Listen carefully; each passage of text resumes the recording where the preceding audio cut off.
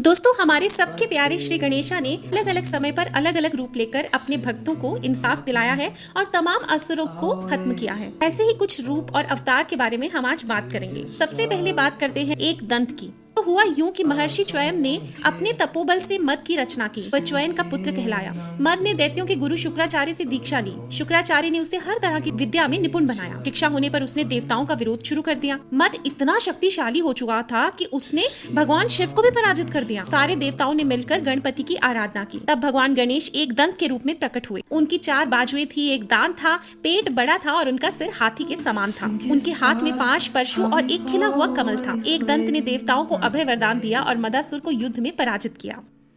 तो दोस्तों, दूसरा नाम और अवतार है मदोहर। जब कार्तिकेय ने तारकासुर का वध किया तो दैत्य गुरु शुक्राचार्य ने मोहासुर नाम के दैत्य को संस्कार देकर देवताओं के खिलाफ खड़ा कर दिया। मोहासुर से मुक्ति के लिए देवताओं ने गणेश की उपासना की। तब गणेश ने महोदर का अवतार लिया। महोदर का उदर यानी पेट बहुत बड़ा था। वे मूषक पर सवार होकर मोहासुर के नगर में पहुंचे तो मोहासुर ने बिना युद्ध किए ही गणपति को अपना इष्ट बना लिया। तो गणेशा जी को लंबोदर भी कहा जाता है। उसके पीछे की कहानी ये है कि समुद्र मंथन के समय भगवान विष्णु ने जब मोहिनी रूप धरा तो शिव भी उन पर काम मोहित हो गए। उनका शुक्र स्खलित हुआ जिससे एक काले रंग के दैत्य की उत्पत्ति हुई। इस दैत्य का नाम क्रोधासुर था। क्रोधासुर ने सूर्य की उपासना करके उनसे ब्रह्मांड विजय का वरदान ले लिया। क्रोधासुर के इस वरदान के कारण सभी देवता भयभीत हो गए। वो युद्ध करने निकल पड़ा।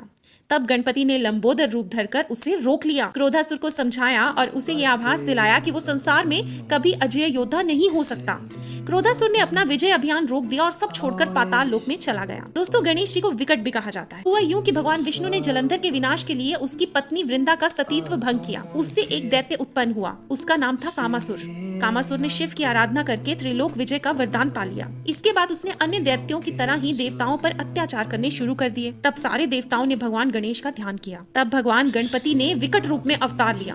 विकट रूप में भगवान मोर पर विराजित होकर अवतरित हुए। उन्होंने देवताओं को अभय वरदान देकर कामासुर को पराजित किया। दोस्तों, गणेश जी को विघ्नराज भी कहा जाता है। तो हुआ यूं कि एक बार पार्वती अपनी सखियों के साथ बातचीत के दौरान जोर से हंस पड़ी। उनकी हंसी से एक बहुत ही बड़े पुरुष की उत्पत्ति हुई। पार्वती ने उसका नाम मम यानी कि ममता रख दिया। वो माता पार्वती से मिलने के बाद वन में तप के लिए चला गया। वहीं उसकी मुलाकात शंबरासुर से हुई।